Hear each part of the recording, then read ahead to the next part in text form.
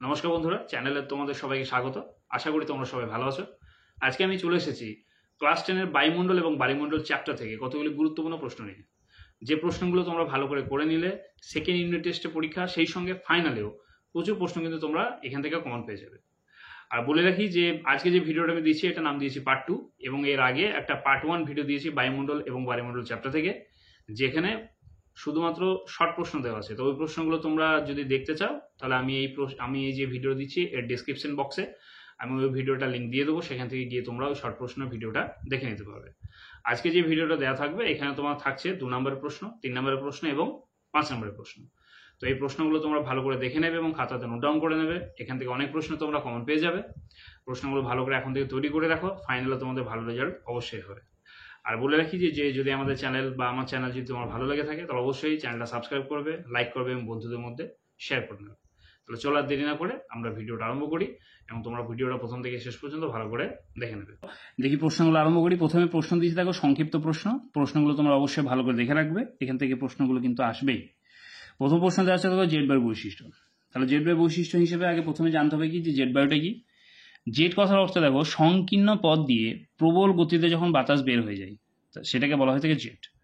ঠিক আছে, জেট বায়ু আমরা কি বলবো, যে সংজ্ঞা হিসেবে বলা যেতে পারে যে সাধারণত ভূপৃষ্ঠ থেকে 9 থেকে 12 কিলোমিটার উচ্চতায় আঁকামাঁকা গতিতে পশ্চিম থেকে পূর্ব দিকে ঊর্ধ্বটপস পেয়ারে, ঠিক আছে, যে বায়ু প্রচণ্ড গতিতে যায় তাকে বলা হয়ে থাকে জেট বায়ু। তাহলে বৈশিষ্ট্য হিসেবে কি বলতে পারি দেখো, বৈশিষ্ট্য হিসেবে বলা যায় 1 নম্বর দেখো বলা যেতে পারে উচ্চতা, কি যে 9 থেকে 12 কিলোমিটার উচ্চতায় প্রবাহিত হয়। 2 নম্বর বৈশিষ্ট্য বলতে পারি বায়ু প্রবাহের দিক, কোন দিক থেকে কোন দিকে যাচ্ছে, অর্থাৎ পশ্চিম থেকে পূর্ব দিকে। 3 নম্বর বলা যায় দেখো গতিপথ, অর্থাৎ গতিপথটা কিরকম, আঁকা বাঁকা। 4 নম্বর দেখো গতিবেগ, গতিবেগ কি না প্রবল গতিসম্পন্ন বায়ু, এর সর্বোচ্চ গতি 500 কিলোমিটার, সর্বনিম্ন গতি 92 কিলোমিটার। তো এইটাকে দেখো জেট বায়ুর বৈশিষ্ট্য। 2 নম্বর হচ্ছে দেখো বানডাকা। বানডাকাটি কি, বানডাকা হচ্ছে যে সমুদ্রের মধ্যভাগে সাধারণত জোয়ারের সময় সমুদ্রতল কি হয় যে 1 মিটার পর্যন্ত উঁচু হয়ে যায়। ঠিক আছে, তাহলে বলতে পারি কি যে আমরা জানি যে ধরো আমরা জানি যে জল কোন দিক থেকে, অর্থাৎ নদীর মোহনা, এখান থেকে জল কোন দিকে যাচ্ছে, সমুদ্র গিয়ে মেশে। ঠিক আছে, তাহলে জলের প্রবাহটা কেমন থাকে, নদীর মোহনা থেকে সমুদ্র, অর্থাৎ নদীর মোহনে গিয়ে মিশছে কোথায়, সমুদ্রে, নদীর জল যাবে সমুদ্রে। তাহলে এটা আমরা জানি। তাহলে জোয়ার অর্থাৎ বানডাকার ক্ষেত্রে কি হবে, অর্থাৎ উল্টো অবস্থা দেখা যাবে, কি সমুদ্রের জলরাশি কোন দিকে আসবে, নদীর ভেতরে প্রবেশ করে। ঠিক আছে, এই সময় সমুদ্র জলের উচ্চতা কত মিটার পর্যন্ত হয় বললাম, 1 মিটার। ঠিক আছে, 1 মিটার পর্যন্ত জল উঁচু হয়। তাহলে বানডাকাতে কি বলবো যে জোয়ারের সময় সমুদ্রের জলরাশি যখন 1 মিটার পর্যন্ত উঁচু হয়ে সেটা নদীর মোহনায় অর্থাৎ নদীর ভেতরে প্রবেশ করে, ঠিক আছে, নদী অভ্যন্তরে প্রবেশ করে, সেটাকে তখন বলা হবে বানডাকা। এখানে আর একটা প্রশ্ন হয়ে থাকে যে সাঁড়াসাঁড়ি বান কি। পরের পাতাতে প্রশ্নটা দেওয়া আছে, এখানে আমি বলে দিচ্ছি তোমরা শুনে নাও। সাঁড়াসাঁড়ি বান, ঠিক আছে, একইভাবে সাঁড়াসাঁড়ি বানেও কি হবে যে সমুদ্র থেকে জলরাশি কোথায় প্রবেশ করবে, নদীতে। কি হয় কিন্তু সাঁড়াসাঁড়ি বানে, সাঁড়াসাঁড়ি বানটা হয় সাধারণত ভরা কোটালের সময়। ঠিক আছে, ভরা কোটাল, ভরা কোটালের সময় কি হয়, ভরা কোটালে দেখো নদীতে, ভরা কোটালের সময় নদীতে জলের তীব্রতা বা জলের হচ্ছে প্রাচুর্যতা অনেক বেশি থাকে। বর্ষাকালের সময় কি থাকবে, নদীতে প্রচুর জল থাকবে, বর্ষাকালে নদীতে প্রচুর জল থাকে। সেই সঙ্গে সমুদ্রে সাধারণত কি হয় যে ভরা কোটালে তো সমুদ্রের জলের উচ্চতা কি হয়, বেশি হয়। সাঁড়াসাঁড়ি বানের সময় আমরা নদীর জলের উচ্চতা কত দেখতে পাবো, 5 থেকে 9 মিটার পর্যন্ত উঁচু হয়। ঠিক আছে, তাহলে 5 থেকে 9 মিটার পর্যন্ত উঁচু হবে। তাহলে কি বলবো সাঁড়াসাঁড়ি বানটা, যে সমুদ্রের জলরাশি যখন 5 থেকে 9 মিটার পর্যন্ত উঁচু হয় তখন সেই জল যখন নদীতে প্রবেশ করে বা নদী অভ্যন্তরে প্রবেশ করে তখন নদীতেও জল তীব্রতা বা জলের প্রাচুর্যতা বেশি থাকে, তখন দুই জলরাশি পরস্পরের সঙ্গে মিলিত হয় এবং এতটাই গর্জন করে যে মনে হয় দুটো ষাঁড় মারামারি করছে এবং তাদের গর্জনের শব্দ, এইকেই বলা হয়ে থাকে সাঁড়াসাঁড়ি বান। পরবর্তী প্রশ্ন দেখো মৌসুমী বিস্ফোরণ। ঠিক আছে, মৌসুমী বিস্ফোরণটা কি, মৌসুমী বিস্ফোরণ হচ্ছে দেখো বিস্ফোরণ মানে আমরা বলে থাকি যে আকস্মিকভাবে কোনো কিছুর প্রাধান্য বৃদ্ধি। কখন দেখা যেতে পারে মৌসুমী বিস্ফোরণটা, অর্থাৎ যখন আমাদের ভারতবর্ষে মৌসুমী বায়ুর সূচনা হয়, অর্থাৎ বর্ষাকালের সূচনা হয়। ঠিক আছে, অর্থাৎ কোন টাইমটায় কোন জায়গায় আমরা বলতে পারি দেখে, এটা যদি ভারতের অবস্থান বলি, এখানটা আমাদের কে আছে, নিচে হচ্ছে আমাদের বঙ্গোপসাগর, সরি এখানে হবে বঙ্গোপসাগর। তাড়াতাড়িতে ছবি খুব একটা ভালো হবে না, নিচে ভারত মহাসাগর, বোঝানোর জন্য তাড়াতাড়ি বলে দিচ্ছে এরকম। আর এখানটা হচ্ছে তোমার আরব সাগর, ঠিক আছে। অর্থাৎ জুন মাসে, মে থেকে জুন মাসে আমরা জানি মে জুন জুলাই আগস্ট, ঠিক আছে। অর্থাৎ যখন প্রথমে হলো তোমার গ্রীষ্মকালের সূচনা হলো জুন জুলাই আগস্ট সেপ্টেম্বর, বর্ষাকালের সূচনা হয়। কি হয়, এখান থেকে কোন বায়ু প্রবাহ প্রবাহিত হয় আমরা জানি, দক্ষিণ পশ্চিম মৌসুমী বায়ু, ঠিক আছে। তা দক্ষিণ পশ্চিম মৌসুমী বায়ু কি হয়, যে ওই যখন দক্ষিণ পশ্চিমে মৌসুমী বায়ু ভারতে প্রবেশ করতে আরম্ভ করে, তো মৌসুমী বিস্ফোরণটা হচ্ছে কি, দক্ষিণ পশ্চিমে মৌসুমী বায়ু যখন ভারতবর্ষে প্রবেশ আরম্ভ করে এবং বর্ষাকালের সূচনা হয়, এবং কি হয় না, হঠাৎ করে একটানা প্রচুর বৃষ্টিপাত নিয়ে আসে, ঠিক আছে। অর্থাৎ হঠাৎ করে প্রচণ্ড ঘন মেঘের সৃষ্টি করে এবং যখন প্রবল বর্ষণের সৃষ্টি হয়, সেইটাকে বলা হয়ে থাকে মৌসুমী বিস্ফোরণ। তাহলে দক্ষিণ পশ্চিমে মৌসুমী বায়ু যখন ভারতবর্ষে প্রবেশ করছে, তো জুন মাস সময় করে, ঠিক আছে, তখন কি হয় না, মেঘের সৃষ্টি হয়ে প্রবল বর্ষণের সৃষ্টি হয়, সেটাকে তোমার বলা হয়ে থাকে মৌসুমী বিস্ফোরণ। এই মৌসুমী বিস্ফোরণ প্রথম কোথায় সৃষ্টি হয়েছিল না, কেরালাতে প্রথম দেখা যায়। আচ্ছা, পরবর্তী প্রশ্ন দেখি কি আছে, দেখো চিনুক, ঠিক আছে। তাহলে চিনুক হচ্ছে কি, আমরা জানি যে চিনুকটা হচ্ছে এক ধরনের উষ্ণ বায়ু প্রবাহ। কোথায় দেখা যায়, উত্তর আমেরিকার রকি পর্বতে, ঠিক আছে, উত্তর আমেরিকার প্রেরি অঞ্চলে রকি পর্বতে কি হয়, যে এখানে উষ্ণ স্থানীয় বায়ু প্রবাহিত হয়, যেটাকে বলা হয়ে থাকে চিনুক। চিনুককে কি বলা হয়ে থাকে, আরেকটা চিনুকের আরেকটা নাম হচ্ছে তোমার তুষার ভক্ষক। কি বলে, তুষার ভক্ষক। কেন তুষার ভক্ষক বলা হয়ে থাকে না, চিনুক হচ্ছে কি বায়ু বললাম, চিনুক উষ্ণ বায়ু। চিনুক যখন উত্তর আমেরিকায় প্রেরি অঞ্চল, ওখানে কি থাকে না, প্রচন্ড অর্থাৎ বরফে ঢাকা থাকে। এবার চিনুক অর্থাৎ কি, এই উষ্ণ বায়ু যখন প্রবাহিত হয়, তখন প্রেরি অঞ্চলে যতগুলো বরফ আছে সব বরফ গলে যায়, সেই জন্য এটাকে বলা হয়ে থাকে তুষার ভক্ষক। অর্থাৎ এখানে যে অধিবাসীগণ বাস করে তারা হচ্ছে রেড ইন্ডিয়ান, তাদেরকে বলে রেড ইন্ডিয়ান। এই রেড ইন্ডিয়ানগণ চিনুককে বলে তুষার ভক্ষক, ঠিক আছে। তাহলে এটা মনে থাকে জানো যে তাহলে চিনুকটা কি, যে উত্তর আমেরিকার প্রেরি অঞ্চলে রকি পর্বতে একটা উষ্ণ ও শুষ্ক স্থানীয় বায়ু প্রবাহিত হয়, যেটাকে বলা হয়ে থাকে চিনুক। এরা অপর নাম হচ্ছে তুষার ভক্ষক। কারা বলেছিল, রেড ইন্ডিয়ানেরা। কেন বলে না, এই চিনুক প্রবাহিত হওয়ার জন্য ওখানে যে বরফগুলো থাকে সেগুলো গলে যায়, আর গলে যাওয়ার জন্য এটাকে বলা হয়ে থাকে তুষার ভক্ষক। আচ্ছা, পরবর্তী প্রশ্ন দেখো কি আছে, বলছে আইটিসিজেড, ঠিক আছে। আইটিসিজেডটা হচ্ছে কি, যে ইন্টার ট্রপিক্যাল কনভার্জেন্স জোন। কোথায় হয়, যে উত্তর পূর্ব আয়নবায়ু এবং দক্ষিণ পূর্ব আয়নবায়ু যখন মিলিত হচ্ছে, সেই মিলিত অঞ্চলে কি বায়ু শান্ত অবস্থায় থাকে, অর্থাৎ যে মিলিত যেখানে হয় সেই মিলিত অঞ্চলটাকে বলা হয়ে থাকে আইটিসিজেড। পরের প্রশ্ন আছে পেরিজি জোয়ার। পেরিজি জোয়ারটা কি, পেরিজি জোয়ার হচ্ছে পৃথিবী এবং চাঁদের মধ্যে যখন দূরত্ব সব থেকে কাছে হয়, আমরা হিসাবে জানি যে উপবৃত্তাকার কক্ষপথের মধ্যে এখানে ধরো থাকলো সূর্য, এখানে আছে পৃথিবী, ঠিক আছে। এদের মধ্যে দূরত্ব কখনো বাড়া কমা হয়। সূর্য পৃথিবীর মধ্যে দূরত্ব যখন বেশি, সেটাকে আমরা বলি অপসর অবস্থান, আর সূর্য পৃথিবীর মধ্যে দূরত্ব কম, সেটাকে বলি ধরো অনুসর অবস্থান। পৃথিবী চারিদিকে ঘুরছে, পৃথিবী চারিদিকে ঘুরছে চাঁদ, ঠিক আছে। তাহলে চাঁদের সঙ্গে পৃথিবীর দূরত্ব যখন কম হবে, হ্যাঁ, কত, 3,56,000 কিলোমিটার, 3,56,000 যখন কিলোমিটার চাঁদের সঙ্গে পৃথিবীর দূরত্ব হয়, সেই অবস্থানটাকে বলা হয়ে থাকে পেরিজি অবস্থান। পেরিজি অবস্থান। পেরিজি অবস্থান সৃষ্টি যখনই হয়, তখন কি হয়, যে পৃথিবীর মধ্যে কি থাকে, জলরাশি আছে। সেই জলরাশি অর্থাৎ পৃথিবীর কাছে চাঁদ চলে আসার জন্য পৃথিবীর জলরাশি কি করে, চাঁদ টেনে জলগুলোকে নিয়ে চলে আসে, অর্থাৎ এখানে প্রবল জোয়ারের সৃষ্টি হয়। এই যে জোয়ারের সৃষ্টি হলো, এই জোয়ারকে তখন বলা হবে পেরিজি জোয়ার, ঠিক আছে। তোমরা বই থেকে একটু দেখে নেবে, আমি জাস্ট একবার করে বুঝিয়ে দিচ্ছি যাতে তোমাদের বুঝতে সুবিধা হয়, বই থেকে পড়ে নেবে এবং সংজ্ঞাগুলোকে রেডি করে নেবে। পরের প্রশ্ন দেখো হচ্ছে পশ্চিমী ঝঞ্ঝা।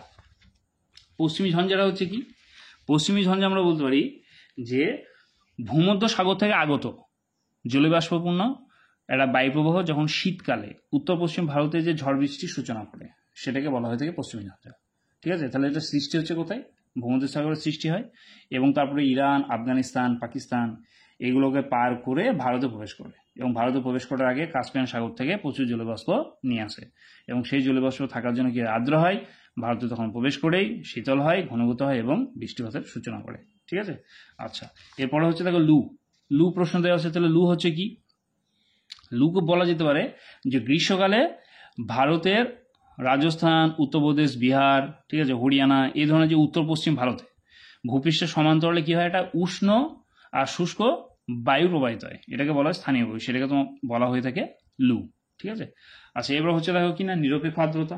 নিরপেক্ষ আর্দ্রতা আমরা কি বলবো, কোনো নির্দিষ্ট উষ্ণতায় নির্দিষ্ট আয়তনের বায়ুতে যে পরিমাণ জলবাষ্প থাকে তাকে বলা হয়ে থাকে নিরপেক্ষ আর্দ্রতা। ঠিক আছে। এবার দেখো আছে পরের প্রশ্ন, হিমপ্রাচীর। তাহলে হিমপ্রাচীরটা হচ্ছে কি, হিমপ্রাচীর হচ্ছে দেখো যে দেখা যায় কোথায়, যে আটলান্টিক মহাসাগরে। ঠিক আছে, ভালো খেয়াল করবে যে আটলান্টিক মহাসাগরে কি না, উত্তর আটলান্টিক মহাসাগরে ওখানে দু ধরনের স্রোত থাকে। একটা হচ্ছে যে সবুজ বর্ণের শীতল ল্যাব্রাডর স্রোত থাকে, আর দক্ষিণ দিক থেকে প্রবাহিত হয় কি, যে নীল বর্ণের একটা উপসাগরীয় স্রোত। এবার ল্যাব্রাডর স্রোত এবং উপসাগরীয় স্রোত অর্থাৎ সবুজ বর্ণ আর এটা হচ্ছে নীল বর্ণ, দুটো স্রোত যখন পরস্পরের সঙ্গে মিলিত হয় তখন সেই মিলিত অঞ্চলে কি একটা বিভাজন রেখার সৃষ্টি হয়, অর্থাৎ দূর থেকে বোঝা যায় যে একদিকটা সবুজ একদিকটা নীল। এই যে বিভাজন রেখার সৃষ্টি হলো সেটাকে বলা হবে হিমপ্রাচীর। ঠিক আছে। পরের প্রশ্ন দেওয়া আছে থাকে অ্যারোসল। অ্যারোসলটা কি, অ্যারোসল হচ্ছে কি, যে অ্যারো শব্দের অর্থ আমরা বলতে পারি বায়ু, আর সল কথার অর্থ হচ্ছে ধূলিকণা। তাহলে অ্যারোসলটা কি বলতে পারবো, যে বায়ুমণ্ডলে ভাসমান ধূলিকণা, আগ্নেয়গিরি ভস্ম, ছাই, ঠিক আছে, এইগুলো একত্রিত অবস্থাকে বলা হয়ে থাকে অ্যারোসেল। এই অ্যারোসেল হচ্ছে বায়ুমণ্ডলের একটা অস্থায়ী উপাদান, আর এগুলো সাধারণত ভূপৃষ্ঠ থেকে 30 কিলোমিটার উচ্চতার মধ্যে অবস্থান করে। ঠিক আছে। আর অ্যারোসেল সাধারণত তোমার ব্যাস 100 মাইক্রোমিটার পর্যন্ত হয়ে থাকে। এই গেলে অ্যারোসেল। অ্যারোসেল সাধারণত এগুলোকে বলা হয়ে থাকে। হ্যাঁ, অ্যারোসেলের জন্য বৃষ্টিপাত এগুলো সাধারণত হয়ে থাকে, অথবা ওগুলো কণাগুলোকে আশ্রয় করে এবং সেগুলো ধরে অবস্থান করে। আচ্ছা, পরের প্রশ্ন হচ্ছে দেখো অ্যালবার্টা, তোমরা সবাই জানো, এটা বলছি না, যে জানি যে বায়ুমণ্ডল সূর্য থেকে তাপ বিকিরিত হয় এবং সেই বিকিরণ হওয়ার জন্য যখন কি হয় না 34% তাপ যখন কি হয় না অ্যালবার্টা হচ্ছে ফিরে চলে যায় আর আসতে পারে না, সেটাকে বলা হয়ে থাকে অ্যালবার্টা। ঠিক আছে। সমষ্ণ রেখা কি দেওয়া হচ্ছে, পরের প্রশ্ন। সমষ্ণ রেখা হচ্ছে যে পৃথিবী পৃষ্ঠে যে সমস্ত স্থান আছে অর্থাৎ একই উষ্ণতা বিশিষ্ট স্থানগুলিকে যখন একটা কাল্পনিক রেখা দিয়ে যোগ করা হবে, যে রেখা পাওয়া যাবে সেটাকে বলা হয়ে থাকে সমষ্ণ রেখা। ঠিক আছে। আচ্ছা, পরের প্রশ্ন দেখি কি আছে, নিরক্ষীয় শান্ত বলয়। হ্যাঁ, নিরক্ষীয় শান্ত বলয়টা কি বলবো আমরা, যে নিরক্ষীয় শান্ত বলয় দেখতে পাওয়া যায় সাধারণত কোথায়, নিরক্ষীয় অঞ্চলে। ঠিক আছে। নিরক্ষীয় অঞ্চল বলতে অর্থাৎ নিরক্ষরেখা, অর্থাৎ আমরা জানি যে বায়ুচাপ বলয়কে যখন ভাগ করা যায়, ঠিক আছে, এটাকে বলা হয়ে থাকে নিরক্ষীয় নিম্নচাপ বলয়। নিরক্ষীয় নিম্নচাপ বলয়। এখানে কি থাকে, এর উপরে হচ্ছে এখানে কর্কটীয় উচ্চচাপ বলয়। ঠিক আছে। আর নিচে এখানে থাকছে মকরীয়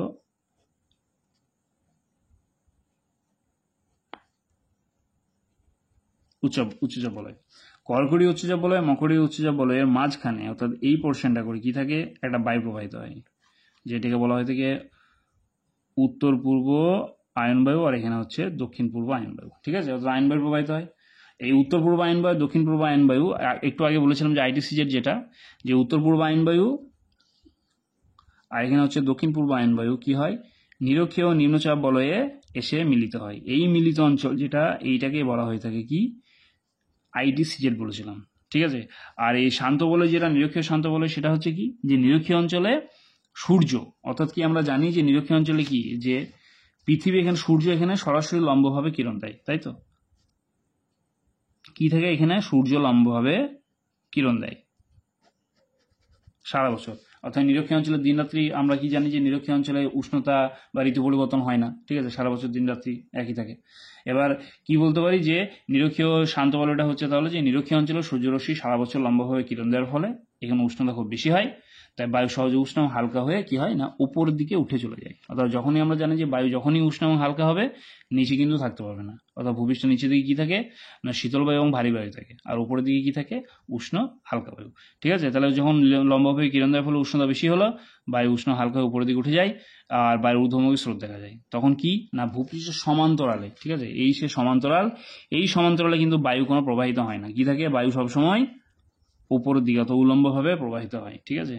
এই অবস্থা উলম্বভাবে প্রবাহিত হয়, পাশাপাশি কিন্তু বায়ু প্রবাহিত হয় না। পাশাপাশি পর্যন্ত যতক্ষণ না পর্যন্ত বায়ু প্রবাহিত হবে ততক্ষণ কিন্তু বায়ু কোনো প্রবাহ দেখা যাবে না। সেই জন্য বায়ু সবসময় কেমন অবস্থায় থাকবে, শান্ত অবস্থায় থাকবে। তাহলে এই যে বায়ু শান্ত অবস্থা, এটাকে বলা হয়ে থাকে নিরক্ষীয় শান্ত বলয় বা ডোলটন। ঠিক আছে। আচ্ছা, পরের প্রশ্ন দেখি কি আছে, পরের প্রশ্ন আছে দেখো বাইস ব্যালট। বাইস ব্যালট সূত্র কি? বাইস ব্যালট সূত্র আমরা জানি যে ডাচ আবহবিজ্ঞানী বাইস ব্যালট 1857 খ্রিস্টাব্দে, ঠিক আছে, সমচাপ রেখার সঙ্গে বায়ুপ্রবাহের একটা সম্পর্কে সূত্র স্থাপন করেন এবং তার নাম অনুসারে বাইস ব্যালট সূত্র নামকরণ করা হয়।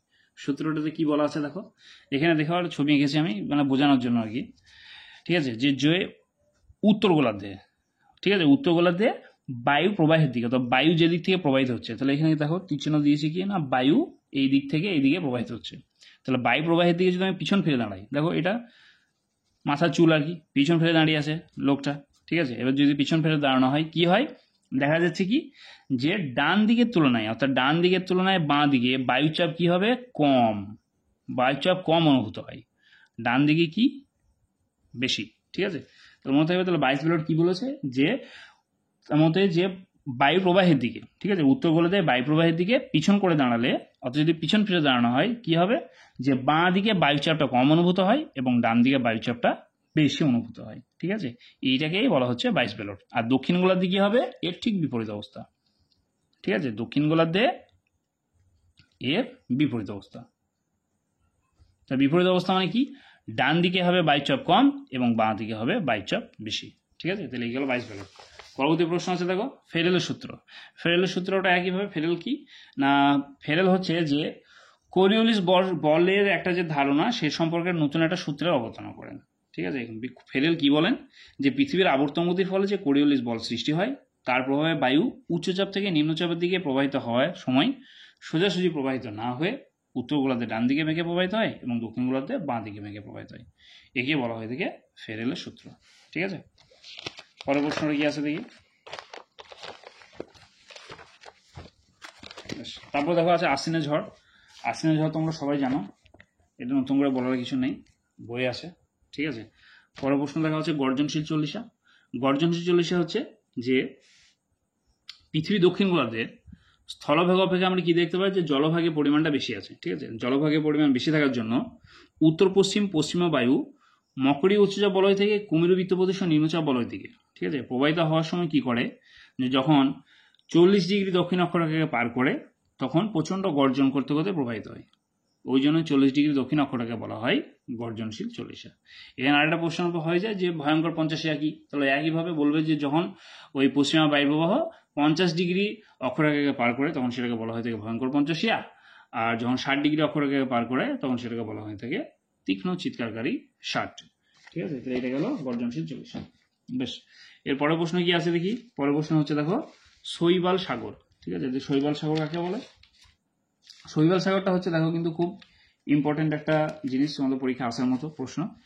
শৈবাল সাগরটা বলবে যে শৈবাল সাগর হলো এক ধরনের কি না স্রোতহীন অঞ্চল, ঠিক আছে, সেটা কিরকম, স্রোতহীন অঞ্চল বলতে যেখানে শৈবাল এবং অন্যান্য আগাছা কিন্তু জন্মায়, ঠিক আছে, আর চারপাশে একটা জলাবর্তের সৃষ্টি হবে, সেটা কেমন হবে, ঠিক এরকম,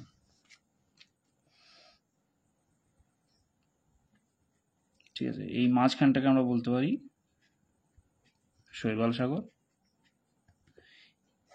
এই পোর্শনগুলোতে কি হবে, জলাবর্তের সৃষ্টি হয়, অর্থাৎ এই তিন দিকে বা চারদিক বলতে গোটা দিকে সাধারণত কি যে বিভিন্ন স্রোত, জলের স্রোতগুলো প্রবাহিত হবে, মাঝের অংশ তখন কি হয় যে মাঝের অংশতে কোনো স্রোত থাকে না, এই জায়গাটা কি অবস্থায় থাকে, শান্ত অবস্থায় থাকে, ঠিক আছে, এবং সেই শান্ত অবস্থায় থাকার জন্য এখানে কি সৃষ্টি হয়, আগাছার সৃষ্টি হয়, হ্যাঁ, আগাছার সৃষ্টি হয়, শৈবাল সৃষ্টি হয়, সেই জন্য এটার নাম হয়েছে শৈবাল সাগর, ঠিক আছে। এবার এই শৈবাল সাগরকে ইংরেজিতে বলা হয়ে যায় কি যে সারগাসো সি, ঠিক আছে, সারগাসো শব্দের হচ্ছে পর্তুগিজ শব্দ, এর অর্থ হলো আগাছা, ওই কথা থেকে এসে শৈবাল সাগর বা আগাছা যুক্ত জলাবর্ত যেটা সৃষ্টি হচ্ছে সেটাকে বলা হয়ে থাকে শৈবাল সাগর। এই শৈবাল সাগরের মধ্যে সব থেকে বৃহত্তম শৈবাল সাগর আমরা দেখতে পাই কোথায়, আটলান্টিক মহাসাগরে, এটা তোমরা উদাহরণ হিসেবে দিয়ে দেবে আটলান্টিক মহাসাগরে, ঠিক আছে, আটলান্টিক মহাসাগর আমরা বৃহত্তম শৈবাল সাগর দেখতে পাই। কি কি স্রোত এখানে প্রবাহিত হয়, এখানে তিনটে স্রোত কিন্তু থাকে, একটা হচ্ছে উষ্ণ উপসাগরীয় স্রোত,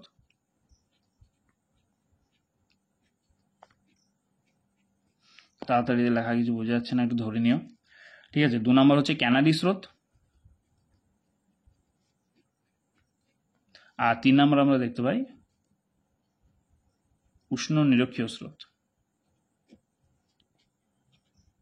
ঠিক আছে, তিনটে স্রোত, উষ্ণ উপসাগরীয় স্রোত, ক্যানারি স্রোত আর নিরক্ষীয় স্রোত, এই তিনটে স্রোত কিন্তু এই আটলান্টিক মহাসাগরে দেখা যায় এবং তাদের মাঝখানে শৈবাল সাগর সৃষ্টি হয়েছে। ঠিক আছে, তাহলে এই গেল শৈবাল সাগর। পরবর্তী প্রশ্ন কি আছে দেখি, সাঁড়াসারি বাঁধ। দেখো আগে বলে দিয়েছি সাঁড়াসারি বাঁধ। মুখ্য জোয়ার আর গৌণ জোয়ারটা কি? মুখ্য জোয়ার আর গৌণ জোয়ার হচ্ছে, এটা ওই যে জোয়ারের কথা বললাম একইভাবে। মুখ্য জোয়ার গৌণ জোয়ার খুব সহজ, যে আমরা জানি যে এটা হয়ে গেল ধরো আমাদের পৃথিবী। ঠিক আছে, পৃথিবীতে কি সৃষ্টি হয়, যে কার কার জোয়ারের সৃষ্টির জন্য কে কে দায়ী থাকে? এক নম্বর হচ্ছে দেখো চাঁদের আকর্ষণ, ঠিক আছে, আর দু নম্বর হচ্ছে দেখো সূর্য। চাঁদ আর সূর্য এদের মিলিত আকর্ষণের জন্য কিন্তু পৃথিবীতে জোয়ারের সৃষ্টি হয়ে থাকে। ঠিক আছে, তাহলে মুখ্য জোয়ার গৌণ জোয়ার কোনটাকে বলবো? চাঁদ আর সূর্যের মিলিত আকর্ষণের ফলে কি হয়, অনেক সময় চাঁদ আর সূর্য পৃথিবী একই সরলরেখায় অবস্থান করে। এবার কি থাকে, ধরো এখানে চাঁদ, ঠিক আছে, এখানে ধরো হয়ে গেল পৃথিবী, এখানে হয়ে গেল ধরো সূর্য। এবার কি হয় তখন, যে চাঁদ সূর্য পৃথিবী যদি এরকম হয়ে যায়, তাহলে চাঁদের একদিকে আকর্ষণ পৃথিবীর একদিকে আর সূর্যের একদিকে, সেই জন্য না হয়ে যদি ধরো হলো তোমার এখানে পৃথিবী, ঠিক আছে, এখানে হয়ে গেল তোমার চাঁদ, এখানে হয়ে গেল ধরো সূর্য, এখানে হয়ে গেল পৃথিবী, একই সরলরেখায় যদি অবস্থান করে, তখন সূর্য ও চাঁদের মিলিত আকর্ষণের জন্য কি হয়, যে পৃথিবীর মুখ্য জোয়ার কি হবে, যে পৃথিবীর সামনের দিকে যেখানে জলরাশি ক্রমশ ফুলে উঠবে, চাঁদ আর সূর্যের মিলিত আকর্ষণে যখন কি সামনের দিকে যেখানে জলরাশি ফুলে ওঠে, সেটাকে তখন বলা হয়ে থাকে মুখ্য জোয়ার। আর গৌণ জোয়ার কোনটাকে বলা হবে? গৌণ জোয়ার বলা হয়ে থাকে সাধারণত পৃথিবীর বিকর্ষণজনিত কারণে, বিকর্ষণ বলার কারণে। ঠিক আছে, অর্থাৎ যখন পৃথিবীর আবর্তনজনিত কারণে কি হয়, যে একটা দিক বিক্ষেপক শক্তির সৃষ্টি হয়, যার ফলে যেদিকে মুখ্য জোয়ার সৃষ্টি হলো তার বিপরীত দিকে একটা বিকর্ষণজনিত কারণেও জল ফুলে ওঠে, এই জলটাকে তখন বলা হবে গৌণ জোয়ার। ঠিক আছে, এটাকে বলা হবে মুখ্য জোয়ার। তাহলে কি বললাম, যে চাঁদ এবং সূর্যের মিলিত আকর্ষণে পৃথিবীর সামনের অংশে যখন জলরাশি ফুলে ওঠে, তখন সেটাকে বলা হবে মুখ্য জোয়ার। আর মুখ্য জোয়ারের বিপরীত দিকে পৃথিবীর বিকর্ষণজনিত বলের কারণে যখন জলরাশি ফুলে ওঠে, তখন সেটাকে বলা হবে গৌণ জোয়ার। ঠিক আছে, এবার আসছে দেখো মগ্ন চড়া। মগ্ন চড়াটা কি? মগ্ন চড়াটা হচ্ছে মেরু অঞ্চল থেকে আগত শীতল স্রোতের সঙ্গে ভেসে আসা কি, যে হিমশৈল উষ্ণত স্রোতের সংস্পর্শে এসে কি থাকে না, মেরু অঞ্চল থেকে সাধারণত শীতল স্রোত, ওখানে কি থাকে না হিমশৈল আসে। হিমশৈলগুলো আমরা জানি যে হিমশৈল হচ্ছে কি, হিমশৈলতে বিভিন্ন ধরনের নুড়ি থাকে, কাঁকড় থাকে। ঠিক আছে, সেই নুড়ি কাঁকড় বালি ইত্যাদির উপরে বরফ জমে একটা হিমশৈল তৈরি হয়ে থাকে। ঠিক আছে, দিয়ে সে যেটা বরফের উপর অর্থাৎ জলের উপর ভাসতে ভাসতে আসে। কি হয়, ওই শীতল স্রোতের থেকে আসা যখন জল ওই হিমশৈল উষ্ণ স্রোতের সঙ্গে মিলিত হয়, উষ্ণ স্রোতে এসেই কিন্তু বরফগুলো গলে যায়। বরফ গলে যাওয়ার পরে ওই বরফের অর্থাৎ ওই হিমশৈলের মধ্যে যে নুড়ি কাঁকড় বালি ছিল, সেগুলো সঞ্চিত হয়ে গিয়ে যে নতুন একটা ভূমিভাগে সৃষ্টি করে, সেটাকে তখন বলা হয়ে থাকে মগ্নচড়া। ঠিক আছে, এই মগ্নচড়ার মধ্যে বৃহত্তম মগ্নচড়া বা আমরা জানি গ্র্যান্ড ব্যাঙ্ক। মগ্নচড়াতে হচ্ছে কি না, মৎস্য চাষের অনুকূল অবস্থা সৃষ্টি হয়। ঠিক আছে, সমুদ্র স্রোতটা আমরা সবাই জানো। ঠিক আছে, এখানে সমুদ্র স্রোত করে নেবে যে সাধারণত জলরাশি যখন একই জায়গা থেকে অত ওঠানামা না করে এক স্থান থেকে অন্য স্থানে প্রবাহিত হয় সমুদ্রের জলরাশি, তখন সেটাকে বলা হয় থাকে সমুদ্র স্রোত। ঠিক আছে, সীমান্ত হচ্ছে কি, দেখো সীমান্তের উপর নেবে। সীমান্ত আমরা জানি যে ঘূর্ণবাদ সৃষ্টির ক্ষেত্রে কিন্তু সীমান্ত মুখ্য ভূমিকা গ্রহণ করে। সীমান্ত হচ্ছে কি, এখানে দু ধরনের বায়ু থাকে। ঠিক আছে, একটা উষ্ণ বায়ু আর একটা থাকে শীতল বায়ু। কি হয়, উষ্ণ বায়ু আর শীতল বায়ু পরস্পরের সঙ্গে যখন মিলিত হয়, তখন এই যে মিলিত বা অঞ্চলে যে সীমানা তৈরি হয়, সেটাকে বলা হয়ে থাকে সীমান্ত। ঠিক আছে, উষ্ণ বায়ু এবং শীতল বায়ুর যে সীমানা মিলিত অঞ্চল, সেটাকে বলা হয়ে থাকে সীমান্ত। বেশ, এই গেল তাহলে আমাদের কি বলবো, যে 2 নম্বরের প্রশ্ন। এই প্রশ্নগুলো তোমরা অবশ্যই একটু ভালো করে ওখানে দেখে নেবে। এবার দেখো পরবর্তী প্রশ্ন আসছে সংক্ষিপ্ত ব্যাখ্যামূলক প্রশ্ন। প্রথমে কি দিয়েছে, ভরা জল আর মরা জলের মধ্যে তুলনা, এটা অবশ্যই করে নেবে। 2 নম্বর প্রশ্ন আছে দেখো, উষ্ণতা ও বৃষ্টিপাত লেখচিত্রে ভূমধ্যসাগরীয় জলবায়ু চিহ্নিত করা 3টি যুক্তি লেখো। তাহলে এই 3টি যে যুক্তি, এই 3টি যুক্তির মধ্যে তোমরা এই 3টে যুক্তি বলে দেবে, তাহলে হয়ে যাবে। যে প্রথমে দেখো বলছে শীতকালীন বৃষ্টিপাত কি না, শীতকালীন বৃষ্টিপাতে এই সময় কি হয় না, বৃষ্টিপাতের যে স্তম্ভ সেগুলো উঁচুতে অবস্থান করে। অর্থাৎ ভূমধ্যসাগরীয় অঞ্চল আমরা জানি যে প্রধান বৈশিষ্ট্য হচ্ছে কি, যে শীতকালে বৃষ্টিপাত হয়, গ্রীষ্মকাল শুষ্ক থাকে। তাহলে বৃষ্টিপাতের স্তম্ভ উঁচুতে অবস্থান করবে। উষ্ণতা বৃষ্টিপাত হচ্ছে কি, যেখানে তোমার উষ্ণতা ও বৃষ্টিপাত কি থাকে, যে বেশি থাকে। ঠিক আছে, উষ্ণতায় কি দেখতে পাই, যে ভূমধ্যসাগরের জলবায়ু অঞ্চলের সর্বোচ্চ বৃষ্টিপাত কত হয়, মোটামুটি 18 থেকে 20 সেন্টিমিটার পর্যন্ত, আর উষ্ণতা হবে 22 থেকে 27 ডিগ্রি সেন্টিগ্রেড। আর 3 নাম্বার বলতে পারি কি, যে উষ্ণ ও শুষ্ক গ্রীষ্মকাল। এবং কি বলবো, যে গ্রীষ্মকালে এখানে বৃষ্টিপাতের স্তম্ভ ছোট হয়, অর্থাৎ গ্রীষ্মকাল তো শুষ্ক হয়, শুষ্ক হলে বৃষ্টিপাত হবে না, তাহলে কি হবে, স্তম্ভ ছোট প্রকৃতির হবে। আচ্ছা, পরের প্রশ্ন কি আছে দেখি। জেট বায়ুর সঙ্গে মৌসুম বায়ুর সম্পর্ক, এটা কিন্তু খুবই ইম্পর্টেন্ট প্রশ্ন, অবশ্যই ভালো করে করবে, হ্যাঁ, পরীক্ষা আসবে। তারপর স্থলবায়ু জলবায়ুর পার্থক্য। তারপরে প্রশ্ন আছে দেখো, ট্রপোস্ফিয়ারের উচ্চতা বৃদ্ধিতে উষ্ণতা হ্রাস পায় কেন। ঠিক আছে, এটা কিন্তু তোমরা একটু ভালো করে দেখে নেবে, আমি একবার বলে দিচ্ছি, শুনে নাও, তোমার বই থেকে বা পড়ে নেবে, তাহলে বুঝতে হবে। হ্যাঁ, ট্রপোস্ফিয়ার আমরা জানি যে ভূপৃষ্ঠ থেকে কত, প্রতি 1000 মিটারের উচ্চতায় 6.4 ডিগ্রি সেন্টিগ্রেডের উষ্ণতা হ্রাস পায়। কেন তাহলে, যে 1 নম্বর বলতে পারো যে উপরের স্তরে হচ্ছে বায়ুর ঘনত্ব কম, বায়ুর ঘনত্ব কম বলে সহজেই তাপ বিকিরণ করে উষ্ণতা হ্রাস পায়। ঠিক আছে, তাহলে পয়েন্ট হিসেবে আমরা কি বলতে পারি 1 নম্বরে, যে বায়ুর ঘনত্ব কম। 1 নম্বর পয়েন্ট বলবো বায়ুর ঘনত্ব কম। 2 নম্বর আমরা কি বলতে পারি, যে ভূপৃষ্ঠ থেকে বিকিরিত তাপ কম পরিমাণে উপরে পৌঁছায়। ঠিক আছে, কি বলতে পারি, যে বিকিরিত তাপ উপরে কম পৌঁছায়।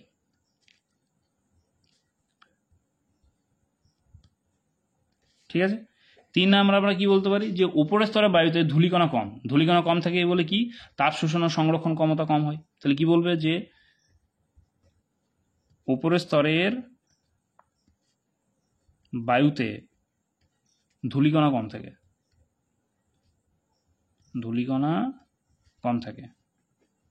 ঠিক আছে, 4 নম্বর আমরা কি বলতে পারি, 4 নম্বর পয়েন্ট হিসেবে বলতে পারি, যে বায়ু উপরের দিকে বিস্তৃত যখনই হয় তখন কি হয় না, বেশি বিস্তৃত হওয়ার সুযোগ বেশি পায়, ফলে শীতল হয়ে পড়ে। ঠিক আছে, তাহলে উপরের দিকে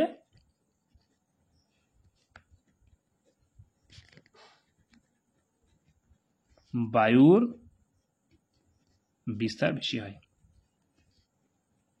ঠিক আছে, তাহলে এই গেল কি বললাম, ট্রপোস্ফিয়ারের উচ্চতা বৃদ্ধিতে উষ্ণতা হ্রাস পায় কেন।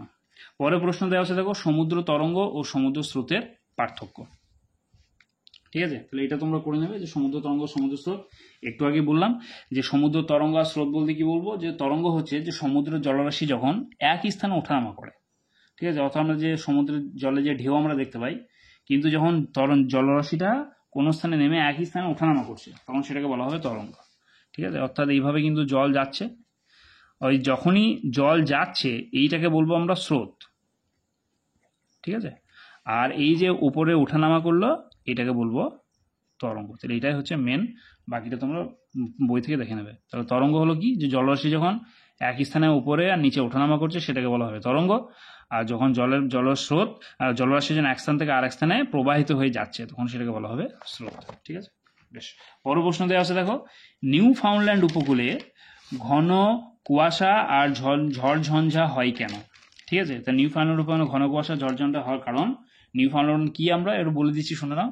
যে উত্তর আটলান্টিক মহাসাগরে উত্তর আমেরিকার উত্তর পূর্ব দিকে অবস্থিত নিউ ফাউন্ডল্যান্ড উপকূল। ঠিক আছে, তাহলে কোথায়, উত্তর আমেরিকার উত্তর পূর্ব দিকে। কি হয়, যে এখানে দু ধরনের স্রোত থাকে, একটা হচ্ছে শীতল লাব্রাডর স্রোত আর একটা হচ্ছে উষ্ণ উপসাগরীয় স্রোত। এই শীতল লাব্রাডর স্রোত আর উষ্ণ উপসাগরীয় স্রোত যখন পরস্পরে মিলিত হয় তখন উষ্ণ স্রোতের ওপর উষ্ণ আর্দ্র বায়ুপুঞ্জ আর শীতল স্রোতের ওপর শীতল ও শুষ্ক বায়ুপুঞ্জ অবস্থান করে। এবার এই উষ্ণ বায়ু ও শীতল বায়ু যখনই পরস্পরের সঙ্গে এসে মিলিত হয় তখন কি হয়, যে সাধারণত এরা এসে সংস্পর্শে এসে ঘনীভূত হয় এবং ঘনীভূত হয়ে গিয়ে সেখানে কুয়াশার সৃষ্টি হয়ে যায়। ঠিক আছে, এই জন্যই বলা হচ্ছে কি, যে নিউ ফাউন্ডল্যান্ড উপকূলে সারা বছর ঘন কুয়াশা আর ঝড়ঝঞ্ঝা সৃষ্টি হয়ে থাকে। ঠিক আছে, পরের প্রশ্ন হচ্ছে দেখো, যে নিরক্ষীয় অঞ্চলে প্রতিদিন বিকেলের দিকে পরিচলন পদ্ধতিতে বৃষ্টি হয় কেন। ঠিক আছে, এখানে আমি একটু পয়েন্টগুলো বলবো, তোমরা একটু শুনে নাও যে কি কি কেন হয়। তাই নিরক্ষরেখার উভয় দিকে 5 ডিগ্রি থেকে উত্তর ও দক্ষিণ অক্ষরেখার মধ্যে পরিচলন বৃষ্টিপাত হয়। এ হওয়ার কারণ কি, 1 নম্বর পয়েন্ট হিসেবে আমরা বলতে পারি কি, দেখো অধিক জলরাশি। ঠিক আছে, কি কি পয়েন্ট বলতে পারি, 1 নম্বর দেখো অধিক জলরাশি।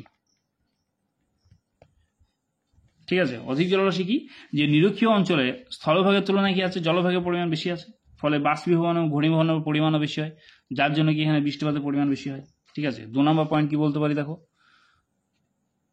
লম্ব সূর্যকিরণ। অর্থাৎ এখানে সূর্যরশ্মি লম্বভাবে কিরণ দেয়, সবসময় লম্বভাবে কিরণ দেওয়ার ফলে কি না, পরিচলন পদ্ধতিতে বায়ু উল্লম্বভাবে চলাচল করে। ঠিক আছে, ফলে জলবাষ্প সোজাসুজি উপরে উঠে ঘনীভূত হয়ে বৃষ্টিপাত রূপে ঝরে পড়ে। 3 নম্বর কি, অধিক বাষ্পীভবন।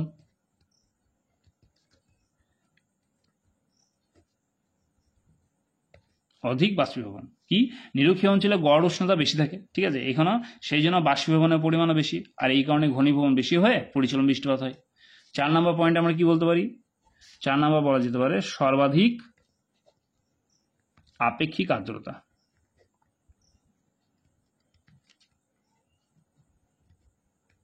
ঠিক আছে, যে এই অঞ্চলে সর্বাধিক আপেক্ষিক আর্দ্রতা বায়ুকে সম্পৃক্ত করে, সম্পৃক্ত করলে ঘনীভবন প্রক্রিয়া হতে সুবিধা হয়, ফলে তাড়াতাড়ি পরিচলন বৃষ্টিপাত হয়। তাহলে এই 4টে পয়েন্ট তোমরা যদি একটু দেখে নাও তাহলে কিন্তু দেখো এই প্রশ্নটা উত্তর হয়ে যাবে। পরের প্রশ্ন দেওয়া আছে দেখো সমষ্টি রেখা কাকে বলে গুরুত্ব। এটা তোমরা ওই সমষ্টি রেখা বললাম যেটা, সেখান থেকে করে নেবে তাহলে হয়ে যাবে। শেষ থাকবে তোমার বড় প্রশ্ন রচনাধর্মী। এই প্রশ্নগুলো কিন্তু কমন পাবেই। প্রথমে দেওয়া আছে দেখো জোয়ার ভাটার সৃষ্টির কারণ। তো জোয়ার ভাটার সৃষ্টির কারণ আমি একটু বললাম, সেটা তোমরা খেয়াল করলে বই থেকে দেখে নেবে, বাকিটা হয়ে যাবে। 2 নম্বর প্রশ্ন দিচ্ছি দেখো মৌসুমী জলবায়ুর অবস্থান এবং বৈশিষ্ট্য। 3 নম্বর বায়ুমণ্ডলের উষ্ণতা তারতম্যের কারণ। 4 নম্বর সমুদ্রস্রোত সৃষ্টি নিয়ন্ত্রক বা কারণ বা আলোচনা করো। ঠিক আছে, নিয়ন্ত্রক বা কারণ দুটোই একই আর কি। পরের প্রশ্ন দেখো শৈলোৎক্ষেপ ও পরিচলন বৃষ্টিপাত চিত্র সহ আলোচনা করো। তারপরে প্রশ্ন ক্রান্তীয় ও নাতিশীতোষ্ণ ঘূর্ণবাতের পার্থক্য। শেষ প্রশ্ন দেওয়া আছে দেখো নিয়ত বায়ুপ্রবাহের উৎপত্তি ও গতিপথ। তাহলে এই ছিল প্রশ্ন, এগুলো তোমরা ভালো করে দেখে নেবে। এখান থেকে অনেক প্রশ্ন তোমাদের মানে কি বলবো সেকেন্ড ইউনিট টেস্টে তো পাবেই, তার সঙ্গে সঙ্গে ফাইনালে কিন্তু প্রশ্ন কমন পাবে এখান থেকে। এই প্রশ্নগুলো অবশ্যই তাহলে ভালো করে দেখে রেখো, আর যেগুলো বললাম সেগুলো তোমরা খাতাতে ভালো করে নোট ডাউন করে নিও। আর এই বড় প্রশ্ন যেগুলো দেওয়া থাকলো এগুলোর মধ্যে যদি তোমাদের কোনো কিছু জানার থাকে বা বোঝার থাকে আমাকে অবশ্যই কমেন্ট করবে। কমেন্টে তারপর সেই প্রশ্নটা আমি আবার বুঝিয়ে দেবো পরবর্তী ভিডিওতে। তো আজকের মতো এখানেই, দেখা হচ্ছে আবার পরবর্তী ভিডিও নিয়ে।